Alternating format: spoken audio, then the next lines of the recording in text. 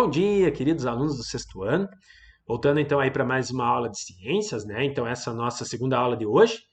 A primeira aula mesmo com conteúdo novo. Hoje nós vamos ter então um conhecimento novo, que é o uso e a ocupação do solo no Brasil, certo?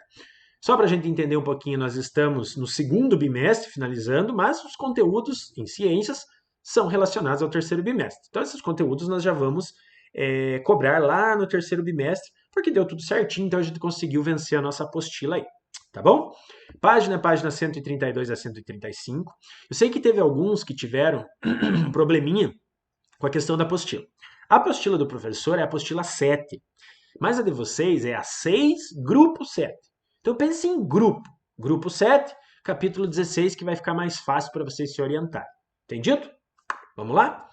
Começando, vocês têm isso lá na apostila de vocês. Como a apostila está dividida, não teve como eu colocar em uma página só, senão ia ficar muito pequeno. Aqui nós temos algumas áreas no Brasil e para que elas são utilizadas. Por exemplo, a região do Acre, né, é o maior produtor que nós temos de castanha do Brasil. Né? Então, os maiores produtores estão no Acre. Né? E a gente vai observar que aqui, uma castanha dessa, nós vamos ter aí em torno de mais ou menos 40, 50 reais, né? Um preço bem alto, tá bom? Aí nós temos na região do Mato Grosso os maiores produtores que nós temos de gado, né, bovino, né? E aí nós vemos uma grande parte dessa sendo exportada para fora do Brasil. Então, região do Mato Grosso, a gente sempre escuta falar sobre o gado, questão da pecuária que ainda nós vamos comentar. Região de Goiás, maior produtor de soja. Região do Rio Grande do Sul, os maiores produtores de arroz, uva e pêssego. Não fala, porque a apostila da Coque, sei lá onde que ela é produzida, mas nós temos aqui no Paraná o maior produtor de feijão preto do Brasil, que é quem? Prudentópolis, né? O maior produtor de feijão preto, né? É Prudentópolis, que fica aqui na região do Paraná. Então eles não colocaram, mas só para a gente entender uma curiosidade aí. Nós temos aqui na região do Amapá, é uma das áreas que nós temos ainda vegetação nativa, né? Não foi ainda retirado para plantio, para nada, né? Então pega parte da floresta amazônica e tal. Região do Pará, nós temos também a questão da castanha do Pará, nós temos também principalmente minério, né? Retirada aí as minas aí de ouro, né? Então muita gente vai em busca do ouro que fica nessa região aí principalmente do Pará, certo? Na Bahia, nós temos então as frutas típicas, né? O mamão, a banana, o coco, né? Que precisam de uma temperatura alta e não podem ter geada, né? Por isso que muitas vezes a banana, o mamão, quando plantados na região sul, eles morrem durante o inverno, né? É um problema. Estados de Minas Gerais, os problemas que nós tivemos na última década, né?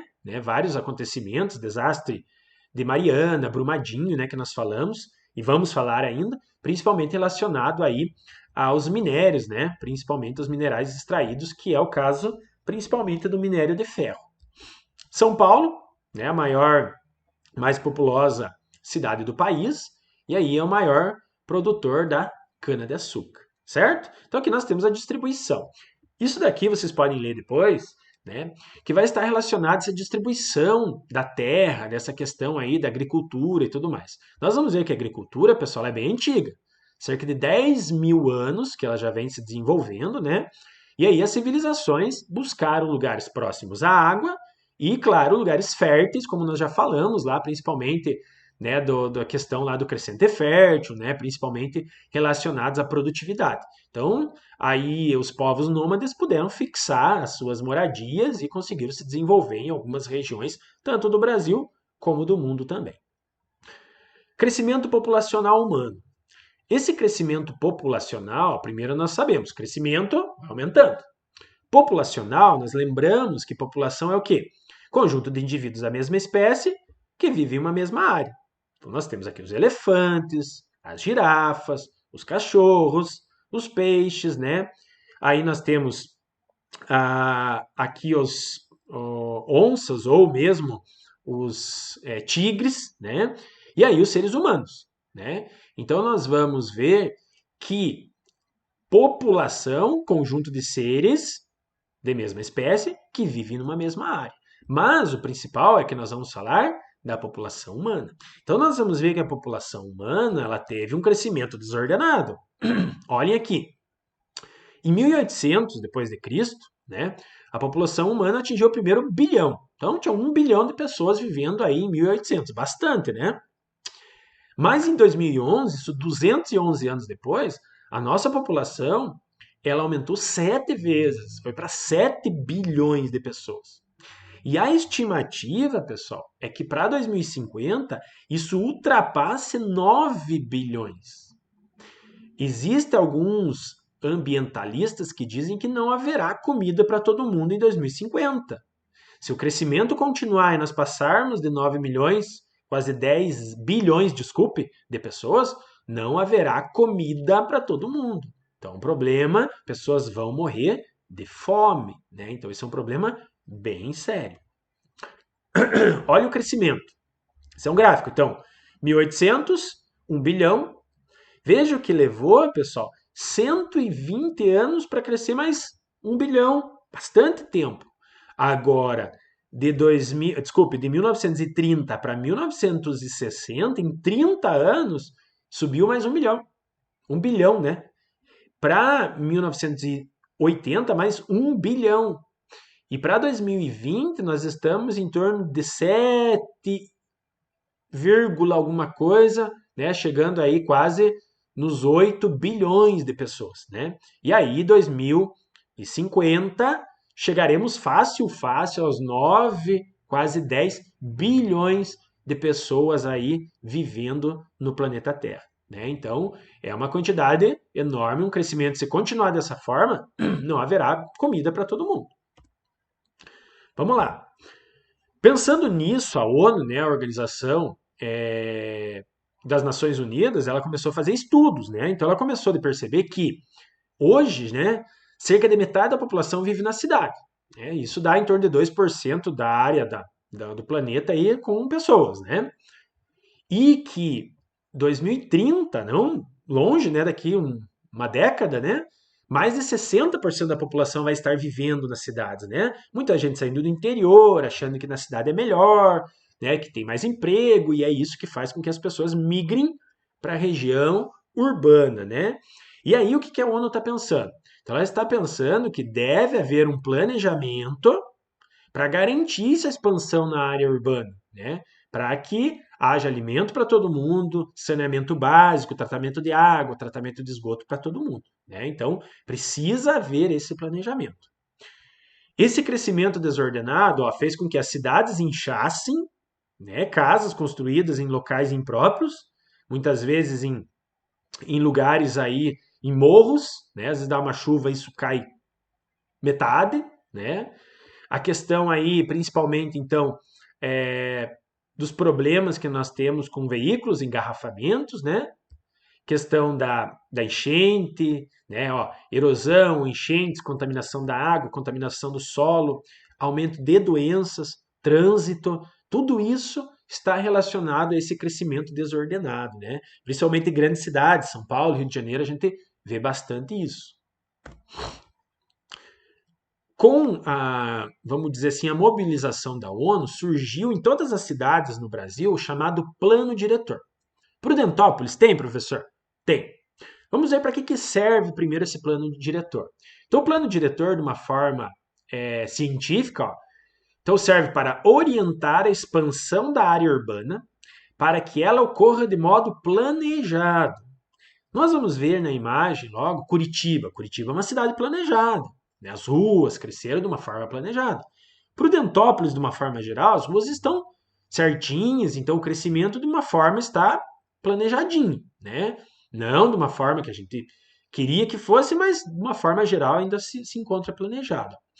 Sua elaboração depende de diversos estudos do solo, os quais determinam as áreas mais adequadas para cada função. Por exemplo, aonde que é melhor para residência, indústria, para agricultura e para áreas de proteção. Isso eu vou ser sincero. Teve locais em Prudentópolis que eles construíram residência onde não deveria, onde era um banhado, onde tinha serragem, né? E aí, com o passar do tempo, isso começa a dar problema. Indústrias, com esse plano diretor, né? Hoje nenhuma indústria pode mais se instalar dentro da cidade. Né? Eu quero lá produzir sei lá, uma indústria produzir um cano, produzir pincel. Eu não posso mais, digamos, fixar a minha indústria dentro da cidade. Tem que ser fora, né? Regiões que eles chamam de parques industriais, né? Os nossos parques industriais são normalmente perto aí das marginais que nós temos aí na cidade, né? Regiões agrícolas, normal, continuam da mesma forma. E as áreas de proteção ambiental, que ainda nós temos algumas, né? Vamos lá. Aqui nós temos, então, uma favela, que nós chamamos, né? A favela da Rocinha, uma periferia do Rio de Janeiro, né? É a maior da América do Sul, né? Então, aqui nós vemos um crescimento desorientado, desorganizado. E aqui nós encontramos Curitiba, né? Então, Curitiba, ela tem um plano diretor muito bom, é uma cidade bem planejadinha, as ruas, né? Então, é um processo que aconteceu, por isso Curitiba é considerada uma das melhores condições ambientais do Brasil e uma das melhores e mais bem planejadinhas cidades que nós temos no Brasil também. Eu coloquei para vocês, só para a gente conhecer um pouquinho, o início, né, do plano diretor de Prudentópolis, né? Então eu consegui isso na prefeitura, né? Então, só para vocês terem uma ideia, vocês podem conseguir isso na internet, né? Tem no site da prefeitura. Então, aqui só para a gente entender um pouquinho. Eu peguei o que é importante para nós, a gestão ambiental.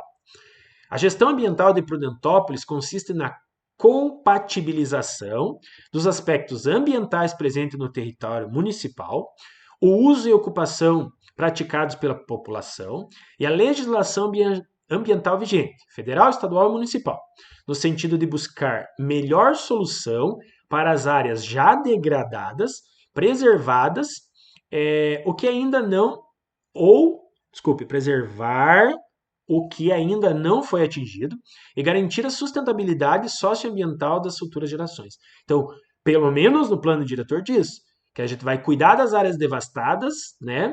E vai cuidar das áreas que não foram devastadas, né? Então, esse é um plano diretor do nosso município, ó, a Prefeitura Municipal de Prudentópolis. Tem outra parte aqui, ó, conservação ambiental.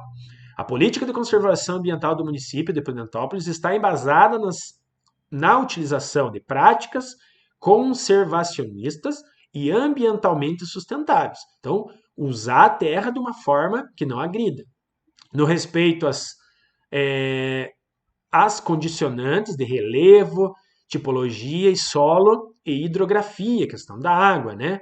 Na observação da legislação ambiental para licenciamento das atividades e na conservação dos mananciais, promovendo meios e alternativas para a manutenção da abrangência total do abastecimento de água potável para toda a população, assim como para a educação ambiental no sentido de conscientizar a população sobre a importância da água para recursos como recurso natural finito. Isso quer dizer o quê? No nosso plano diretor diz que a água tem que ser potável para todo mundo. Se não está chegando em alguma localidade, está contra o plano diretor. Então veja que no plano diretor é um plano que tem que estar vigente e funcional, né? Ó, o objetivo principalmente é conservação dos recursos naturais e ambientais, como implementação de mecanismos de planejamento, gestão ambiental, monitoramento e fiscalização, englobando o desenvolvimento de estudos e pesquisas sobre alternativas de exploração racional dos recursos naturais do município. Então, se eu quero construir uma casa, se eu quero construir um prédio, principalmente, eu tenho que ver se eu posso construir na área que eu quero. Tem locais que eu não posso construir. Eu quero construir um prédio de 20 andares em Prudentópolis, onde eu moro. Não posso, porque a minha região, a parte que eu tenho do meu relevo, só comporta um prédio de no máximo 15 andares. Conseguiram entender? Então eu não posso fazer um prédio de 50 andares, mesmo que eu tivesse dinheiro e quisesse fazer. Não posso. Então eu tenho que seguir esse plano diretor. Eu quero colocar uma indústria aqui na avenida. Posso? Não posso. Então esse plano diretor orienta principalmente as cidades para que não tenham problemas maiores. Entendido? Finalizando então, atividades de aplicação. Então só para lembrar, grupo 7. Apostila 6, grupo 7. Então, questão 1, 2 e 3, da página 144. E de tarefa, questões 4, 5 e 6, da página 145. Tá bom? Não esquece de dar um joinha, um positivo, um oi, um aceno, para a gente marcar a presença de vocês. Terminou as atividades, fotografa, manda para mim. Lembrando, atividades de segunda podem ser entregues até 7 horas da manhã da sexta. Atividades de sexta-feira podem ser entregues até 7 horas da manhã de segunda. Entendido? Espero que vocês tenham entendido, espero que vocês tenham gostado. Qualquer dúvida, manda uma mensagem para o professor que a gente tira as dúvidas de vocês. Certinho? Tchau, tchau, fiquem com Deus e até a próxima.